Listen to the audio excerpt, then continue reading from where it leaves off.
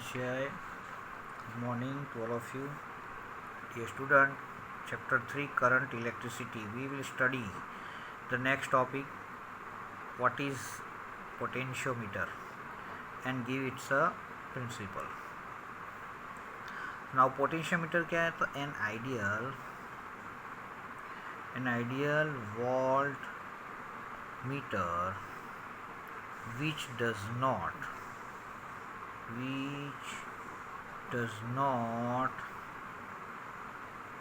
change the original potential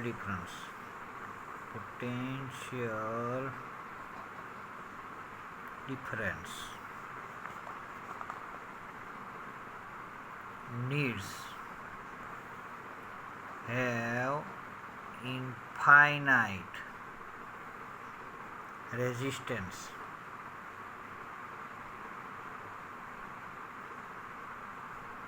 but a voltmeter cannot be designed to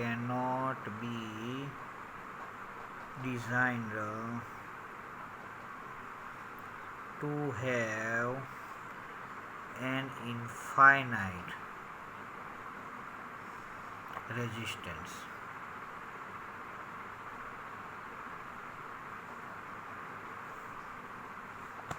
So potentiometer is one of such device. Potentiometer is one such device which does not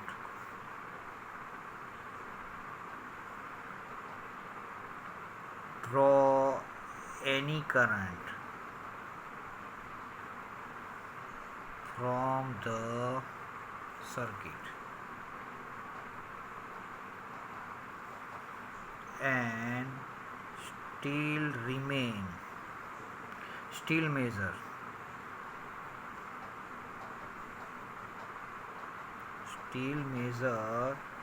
the potential difference.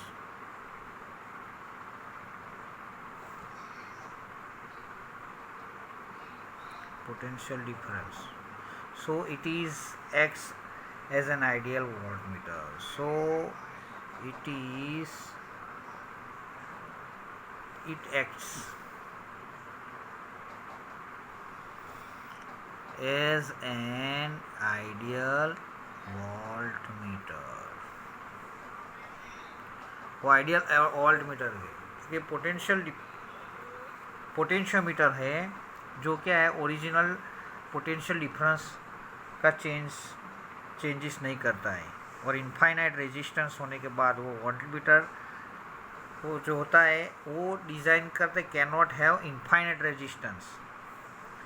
और लेकिन potentiometer ऐसा device है कि जो है वो किसी भी करंट को सर्किट में से ड्रॉ करता नहीं है और उसका पोटेंशियल डिफरेंस मेजर करता है. तो ये आइडियल एक इंस्ट्रूमेंट बनाया हुआ है. अच्छा, तो पोटेंशियोमीटर जो होता है, पोटेंशियोमीटर इज अ डिवाइस, यानी ये ऐसा इंस्ट्रूमेंट है used to measure an unknown EMF of potential difference accurately.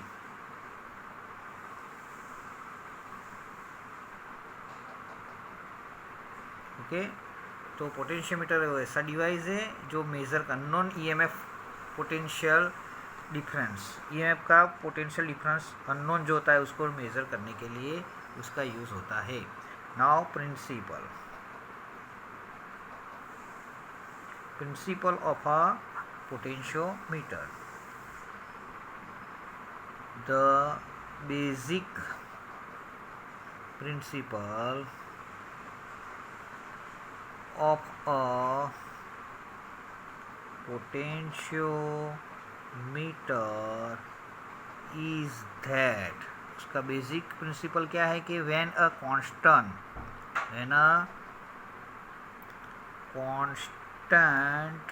current flows, when a constant current flows through wire of uniform flows through wire of uniform cross section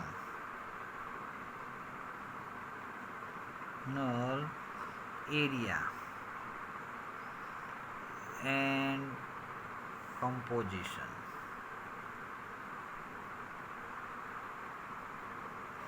जब current constantly flow होता है किसी भी uniform cross section wire में से, तो the potential drop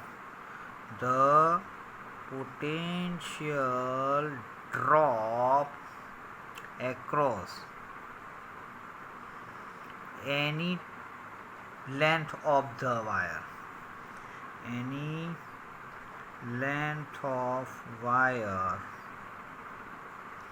is directly proportional to that length. तो ये हमारा प्रिंसिपल ऑफ अ पोटेंशियोमीटर हो गया. तो करंट कॉन्स्टेंटली जो भी वायर होता है उसमें फ्लो होता है, तो वो ये जो पोटेंशियल डिफरेंस यानी ई जो होता है directly proportional to the length of that wire, उसी वायर की लेंथ पे डायरेक्टली प्रोपोर्शनल होता है. तो देखो यहाँ हमारा एक क्वेश्चन है, what with the help of circuit diagram explain how can a potentiometer be used to compare the EMF of two primary cells. दो प्राइमरी सेल का EMF कंपेयर करने का होता है तो कैसे किया जाता है. तो देखो इसके आंसर के लिए हमारे पास comparison of EMFs of two primary cells. तो इसके लिए let E1 and E2 be the EMFs of two primary cells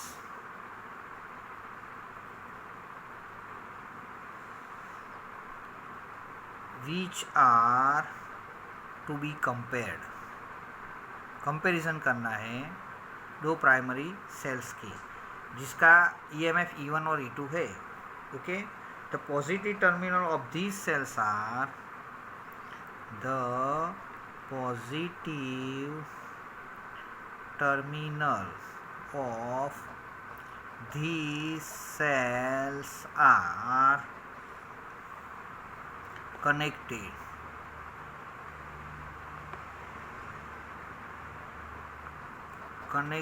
इसका कनेक्ट किया जाता है positive cell of connected.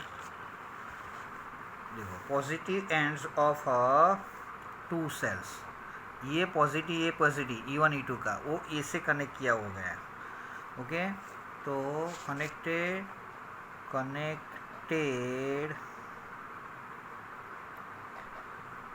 To the end A of a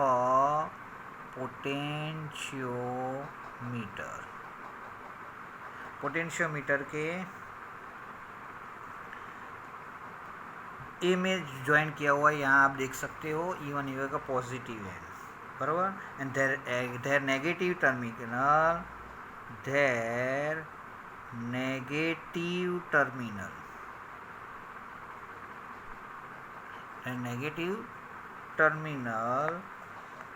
are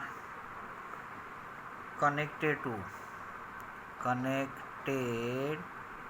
देखो यहाँ दो नेगेटिव टर्मिनल्स है उसके, ये नेगेटिव वो रियोस्टेट बोर्ड और गैल्वेनोमीटर से ज्वाइन किया हुआ है. तो आप देख सकते हैं connected to high resistance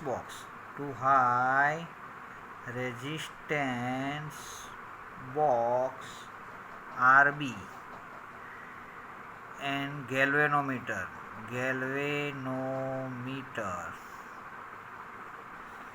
G and a jockey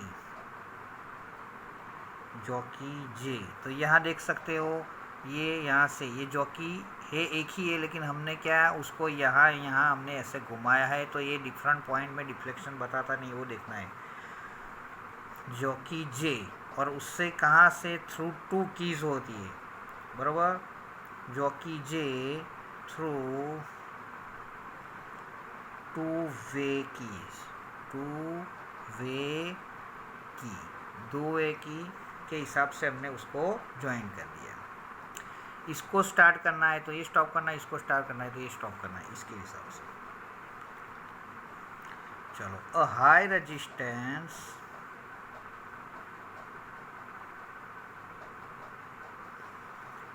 R is inserted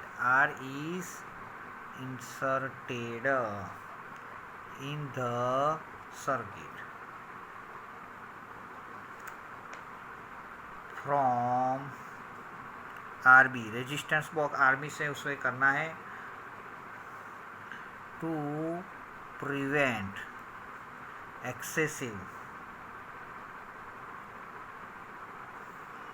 current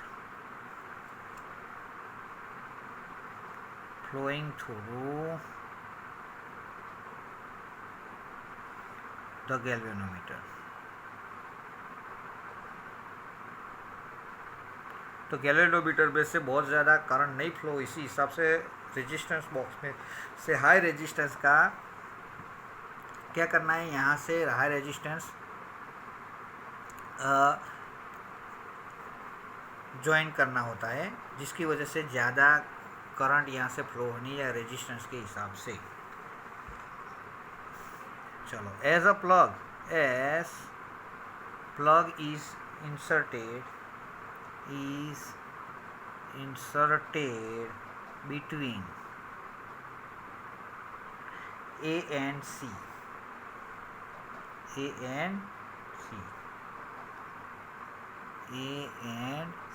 तो यहाँ पे हमारा देखो कौन सा पॉइंट है, ये A है और यहाँ ये C पॉइंट है और ये B पॉइंट है। तो A और C का हमने ज्वाइन किया, यानी यहाँ से करंट फ्लो होगा A and C, between A and C। इसका मतलब क्या हुआ, the cell even gets introduced in the circuit। बराबर, सर्किट में कौन सा हमने ए और सी को ज्वाइन किया, यानी ये कनेक्ट किया, यानी इसमें E1 में से क्या करंट फ्लो होगा। Okay, circuit the jockey J is moved along, उसके बाद jockey J is moved along wire AB। हमारे पास देखो ये यहाँ से ये वायर है AB, इस तरीके से वो लंबा तार है, उसको अलग नहीं कर सकते, इसलिए वो क्या फिक्स किया गया होता है। ओके, तो ये वायर हमें फिक्स किया गया होता है वुडन बोर्ड के साथ। तो AB till द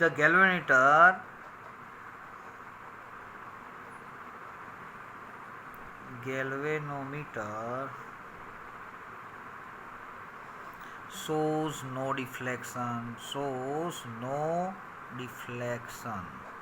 जब तक डिफ्लेक्शन नहीं बताता, नो डिफ्लेक्शन बताए तब तक, बराबर, वो हमें जॉकी की को यहाँ से यहाँ ये AB तार पे हमें ऐसे घुमाना होता है। अच्छा, अब देखो, सपोज ये let the position of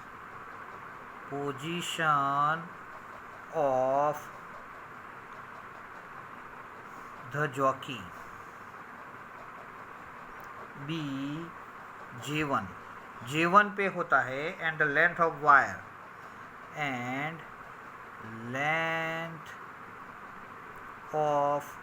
wire AJ1 होता है उसको हम मान लेते हैं L1 लेंथ हो जाती है। Okay, AJ1 is equal to L1 if K is the potential, suppose gradient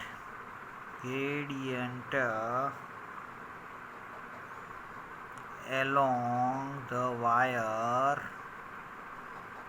AB wire का पोटेंशियल ग्रेडियंट है, then the null point, then at null point पे EMF E1 is equal to हमारा KL1 हो जाएगा।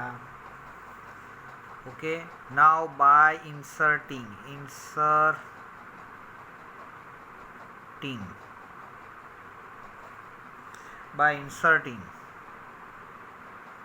the plug between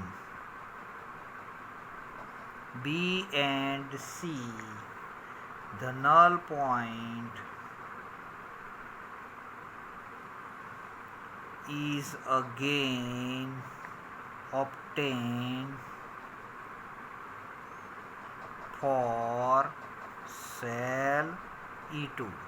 okay, देखो अब हमारे पास क्या हुआ, B और C को ज्वाइन किया, यानी वो कैंसिल हो गया, तो हमारे E2 में से करंट फ्लो होगा, तो इसका हमारा नल पॉइंट मिलेगा जॉकी को इसी तरह ऐसे घुमाने के बाद। ऑब्टेन फॉर सेल E2 के लिए हमारे पास नल पॉइंट मिलेगा। Okay, let the balancing length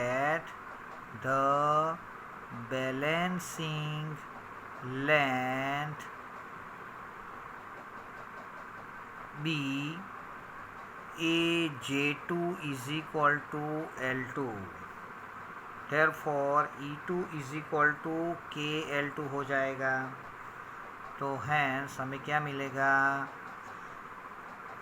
E2 upon E1 is equal to KL2 upon KL1 हो जाएगा, बराबर। तो इसका मतलब क्या हुआ, therefore यहाँ लिखेंगे E2 upon E1 is equal to L2 upon L1 हो गया। इसका मतलब E2 is equal to L2 upon L1 E1। तो ये हमारा फॉर्मूला हो गया किसी एक का। In order to get the null point on the potentiometer wire, it is necessary that EMF E of battery must be greater than both of E1 E2। Okay, तो ये फॉर्मूला से हम क्या कर सकते हैं, किसी भी का फाइंड कर सकते हैं। और यहाँ पे in order to get null point on potentiometer wire क्या होना चाहिए, it is necessary that the EMF E of the auxiliary battery must be greater than